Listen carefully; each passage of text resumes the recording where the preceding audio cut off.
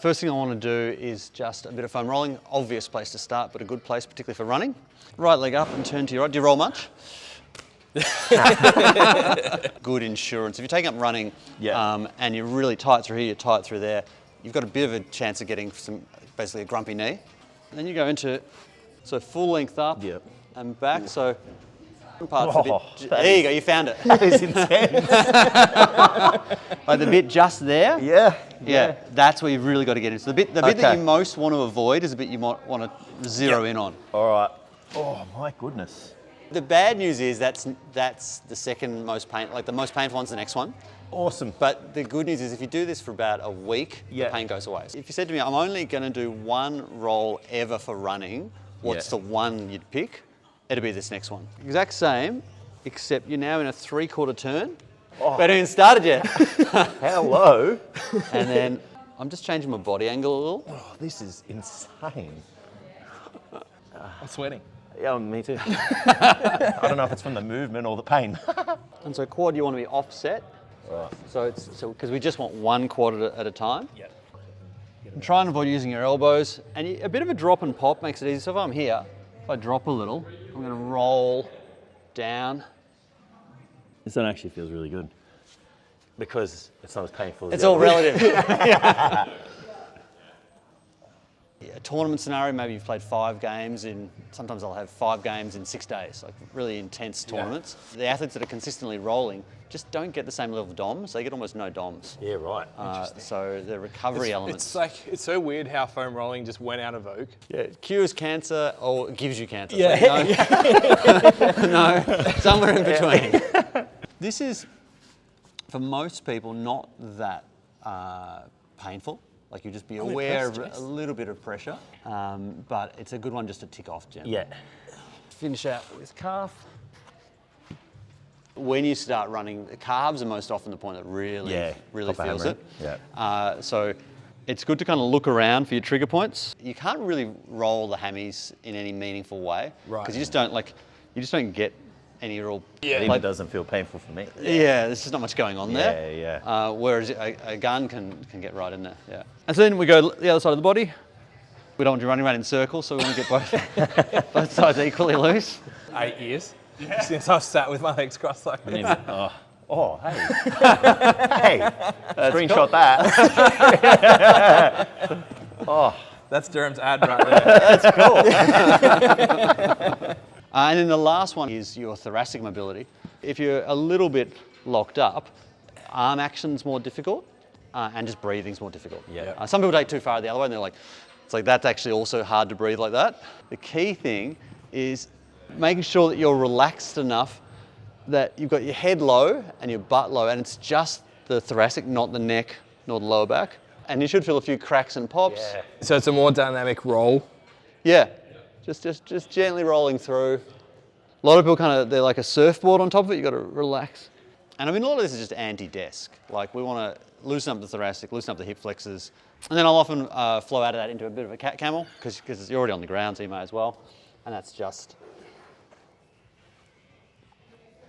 a little bit of serratus work, you're getting things moving a little. And it's just easy as. That's foam rolling. We'll do just like a pinch of stretching and then we'll do some activation. Let me grab a cushion. So much of this that I should do that I don't. Yeah, and so quick. Yeah. Key thing is don't demand flexibility, request it. A lot of people dive into this like it's lifting and they apply high intensity levels. You just want to request it and whatever the body gives you is what it gives you. Yeah. And then just sneak out 1 millimeter a week. Yeah. Okay. The first one, we're going to go left foot forward and then hands are about here. You're going to lock that back leg out long and then just drop that back knee and then relax the back foot. So, relax the hands and let gravity go to work. Did you turn the gravity up in here? Or? Are you feeling it a little? We do all same side of the body, like you do this one and the next one all same. Same with the rolling, just because it takes less time. Yeah, it makes. You're going to move up into a hip flexor stretch. Gun to my head, and you're only going to do one stretch ever. I reckon it'll be this one. Yeah. So you're here, and it's poke the butt back, tuck it under, so posterior tilt, belly button in towards your spine a little, and then contract your glute, and then just move into really, you don't need to move far at all, and you get a good quality hip flexor stretch. You take the roller, put it on your left side, drop into it, so get a good stretch of that glute. Oh, yeah. And there's a case made that stretching without rolling's probably a bit of a waste of time. Yeah. Because the less extensible portions of the muscle are just going to not stretch. Correct. So the stretchy bits are going to stretch and the tight bits are just going to stay tight. Yeah, yeah. We've done the rolling, we've done the stretching. The muscles are a little bit sleepy, we want to wake them up a little. Simplest way ever, I reckon, is just a bodyweight squat. But a bit of a variation is a little narrower because we're not chasing max depth. Yeah. So we can go a little narrow, make it a little more run specific. So about hip width. So depth-wise, Thing is, running's hard enough without fatiguing the muscles. So just enough to get the quads going a little, get things moving, get the ankles moving. Good. And then I like to wake up the calves a little as well. yep. A bit of a sprinter's body angle, so just a bit of an angle, just really loading the weight through the big toe joint. Yep. And don't do this to fatigue. I just told myself to stop. I was like, this is like Not catching a pump 10. next. We're now up to the actual technique part of it. When you're thinking running technique, is you want to try and find ways to make it easier. And people often think, oh, well, I'll just run really slow. That's going to make it easier. Yeah. But you're actually spending a lot more time on the ground. Yeah. And so all that time on the ground, that's like every time you strike the ground, that's working time. So you actually want to get a higher cadence and less time on the ground, more tapping into the natural elasticity in your body. If you're running a little higher cadence, you get about 30% refund on every step in terms of energy.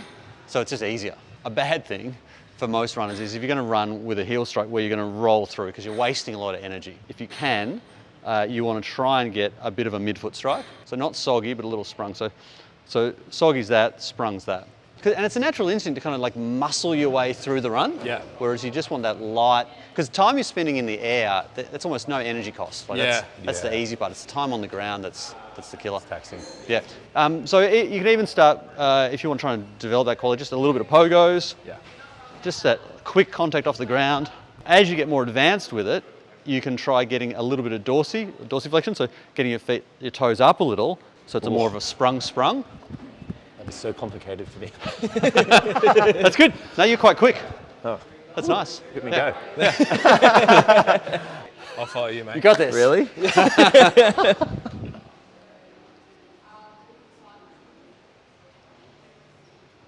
That's pretty good.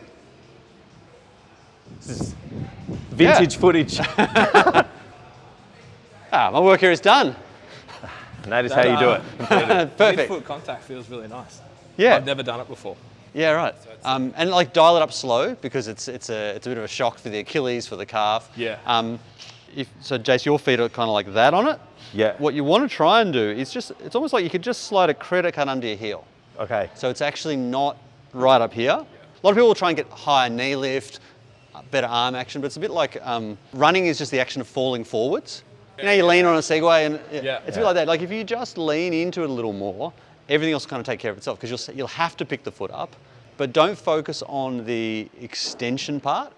Focus on triple flexion, on actually getting the foot off the ground. So it's higher cadence, light contact time. So you've got a bit of body angle and you're just thinking, don't stay on the ground too much. So we'll lean forward a little bit. Lean forward a little. That's better.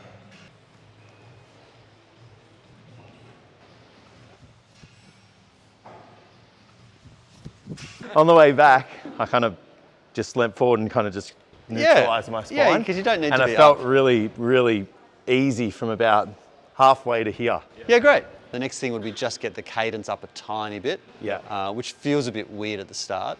Part of that is if you've got big lats and your big units, it's hard to get your arm action fast. This is gonna be funny. If you're up here like this, you're missing out because the arm, that little bit of arm action does help with the running. If you're down here, it's also too much. So it's just kind of around there. Try not to make a fist. Try to keep relaxed. Try thinking less about what's going on forwards and more about what's going back. So just try and. Oh, okay. Yeah, that's good. Yeah. Yeah, I feel more relaxed. I don't know if I look at it. Yeah, you do. Okay. And the aim is if you can not rotate too much. Okay. Because if you're rotating, Yeah, then you're making moving the wrong way. You're making your core have to do a lot of work. And so you go. All right. Oof, Oh, watch me Look go. at this. Yeah, that looks way better because that's a sustainable You can see pattern. the foot strikes right underneath it and Yeah. stuff now too. Yeah, that looks nice. Back on the soccer pitch I next felt week, so mate. loose then. Yeah. Like, just so Yeah, effortless. Didn't really yeah. feel very costing. Yeah. Yeah. Yeah. On that, Yeah. watching Jace and how it felt for me, are you suggesting shorter strides? Yeah, a little shorter strides, really focusing not letting the foot get out in front of you too much. Yeah, okay. Really getting it Yeah. under. And it's all part of that thing of falling. If you've got body angle and you've got forward cadence, you're going to create a fair bit of pace naturally, and you'll stop pushing, because the killer is when you're really pushing when you're running, and that's just too much work. Yeah. When you hit the ground, that natural elasticity, that's going to help spring that knee back up into a nice spot. So you're not having to kind of drag it up with your hip flexor. Yeah. It's kind of being bounced up by your calf, and then it's just in the right spot, and you just go and go and go. Go again, focus on that cadence, that body angle, and just stay super relaxed. That's it. Yeah, that looks great. Main thing is your calves look massive, bro. Massive. Hardest part's stopping.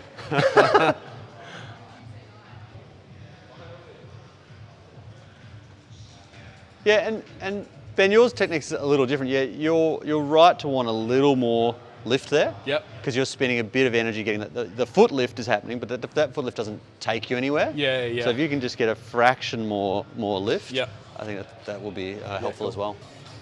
That was Cool. awesome.